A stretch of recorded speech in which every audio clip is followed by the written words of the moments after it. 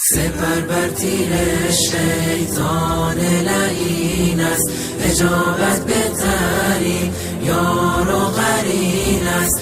مشو یک لحظه غافل خواهر من، که چشم خائنان اندر کمین است. نگر در سوره های نور و احزاب، که حکم خالق یزدان چنین است. زنی خوشبخت می گردد که راهش مسیر امهات المؤمنین است. سپر بر تیر شیطان لعین است، اجابت بهترین یار و قرین است.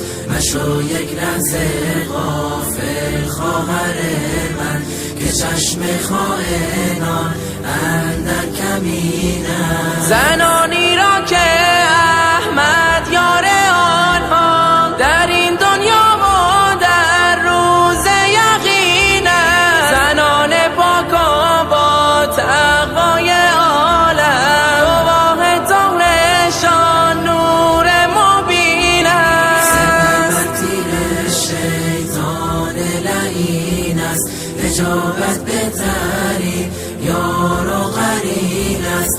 مشو یک لحظه غافل خواهر من، که چشم خائنان اندر کمین است. همانا اصبه زن در حجابند، زنی که تابع اسلام و دین است. تو هم خواهر اگر دوری از ایشان، بیا برگرد راه چاره همین است. سپر بر تیر شیطان لعین است، اجابت بهترین یار و قرین است. مشو یک لحظه غافل خواهر من، که چشم خائنان اندر کمین است. اسیر ظاهر و رنگ و هوایی، گمان کردی که خوشبختی همین است. خوشی و لذت پوچ گناهان، تقاص و سختی اش زیر زمین است.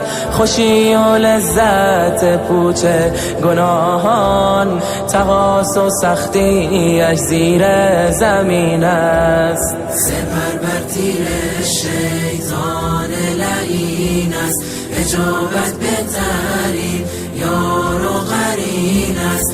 مشو یک لحظه غافل خواهر من، که چشم خائنان اندر کمین است. بترس از گام کج در راه شیطان، بسی آزاده در دامش سجین است. بیا برگرد خواهر سوی قرآن، که راه جنت خلد و برین است. سپر بر تیر شیطان لعین است، اجابت بهترین یار و قرین است. مشو یک لحظه غافل خواهر من، که چشم خائنان